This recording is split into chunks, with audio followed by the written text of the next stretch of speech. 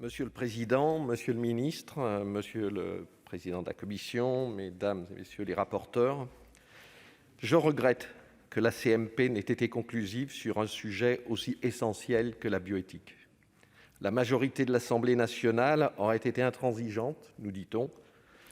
Il nous arrive aussi, hélas, dans cet hémicycle, de nous heurter à une majorité sénatoriale surdelle et dominatrice. Pour autant, jamais nous ne renonçons à débattre ni à argumenter pour faire évoluer les consciences.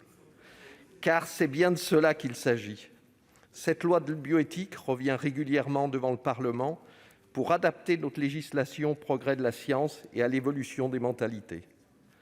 Donc, plus que jamais, nous ne voterons pas au groupe RDSE la question préalable. Parce que, dans un domaine aussi sensible que la bioéthique, qui relève de la conscience de chacun, il n'est pas de vain débat.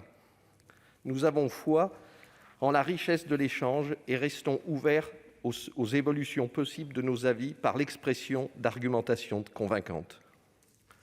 Alors, je voudrais revenir sur des faux procès qui se sont tenus sur des querelles sémantiques qu'il conviendrait de dépasser. On a opposé le droit de l'enfant, avec sa noblesse et son caractère sacré, au droit à l'enfant, qui relèverait d'exigences malvenues, comme si le droit à l'enfant n'existait pas.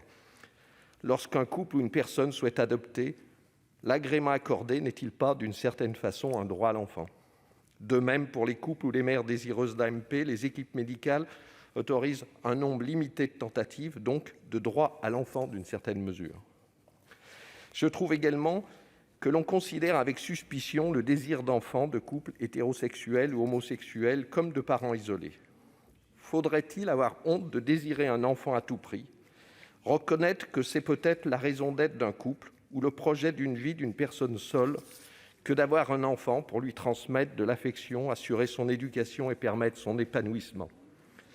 C'est ne pas mesurer la souffrance de parents sans enfants ni les douleurs endurées par les femmes soumises aux épreuves d'une AMP que de considérer ce désir comme un caprice égoïste ou irresponsable.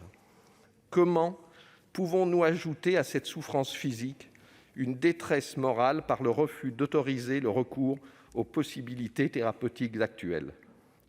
Quel sens aurait le progrès scientifique si l'on en interdit le bénéfice à ceux qui en ont besoin et le réclament? Le but ultime de la médecine est de soulager les souffrances. Il faut entendre les souffrances de celles et ceux qui réclament un recours à l'AMP, qu'ils soient en couple, hétérosexuels, homosexuels ou parfois seuls. J'ai aussi entendu parler d'enfants naissant sans père. Un enfant sans père, cela n'existe pas. Il y a toujours un père biologique, qu'il soit présent ou non, connu ou inconnu, mais il existe, et cela ne doit faire aucun doute dans nos esprits, comme dans l'esprit de l'enfant d'une mère célibataire ou d'un couple homosexuel.